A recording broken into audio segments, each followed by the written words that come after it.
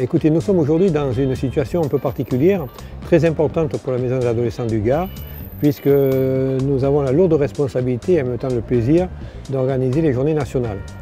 Bien, c'est donc 700 professionnels qui sont rassemblés, venant d'horizons divers, tant en termes d'institutions que de disciplines.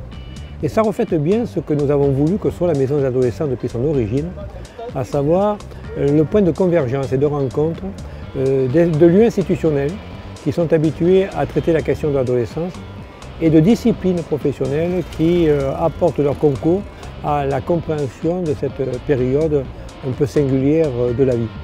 Donc ces journées viennent confirmer, c'est-à-dire que nous avions raison.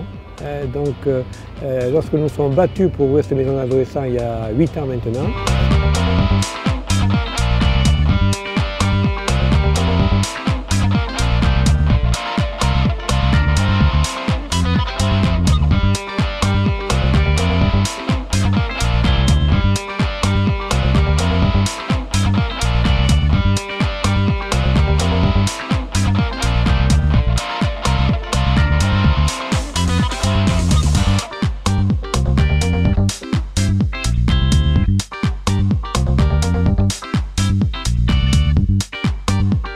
ces journées sont particulières parce que nous allons traiter d'un thème que M.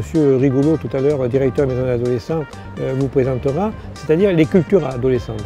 Et donc la Maison des Adolescents, depuis son ouverture, a toujours souhaité témoigner que si l'adolescence est une période parfois de conflits, de relations difficiles au sein de la structure familiale, mais aussi de l'adolescent vis-à-vis du monde de l'éducation, etc., l'adolescence est aussi une période de création, d'imagination.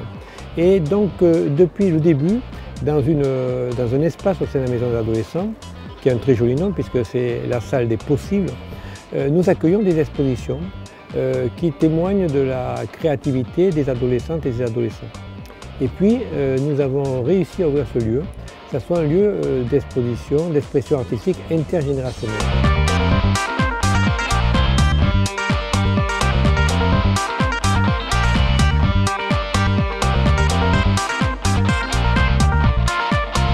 Ces journées sont en train de nous dire qu'effectivement la question de la culture interroge, car on sait très bien que sans culture, et que ce soit la culture familiale, ce qu'on appelle les racines, que ce soit la culture locale, les traditions, que ce soit la culture artistique, musicale, théâtrale, etc., tout cela contribue à l'édification de l'individu. Et pour nous, c'est important.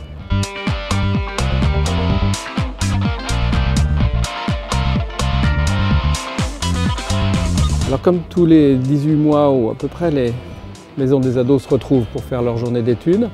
Aujourd'hui c'est à Nîmes après Strasbourg et d'autres villes en France, puisque nous avons pris l'habitude de tourner dans les différentes régions de France. La culture adolescente aujourd'hui en question dans les maisons des adolescents, évidemment comme une possibilité offerte à ces jeunes de trouver un espace de créativité, une manière de pouvoir se saisir de ce qui est aujourd'hui dans le monde contemporain. Au niveau national, comme je le disais tout à l'heure en ouverture, on a eu un agenda très chargé pendant quelques mois avec un rapport qui a été remis au président de la République en présence de 4 ministres, de tous les directeurs généraux des agences régionales de santé, des recteurs et de l'association nationale. Un rapport qui s'appelle Bien-être et santé des jeunes et qui a fait l'objet d'un plan d'action gouvernemental, interministériel, sur l'amélioration du coup de cette question du bien-être des jeunes.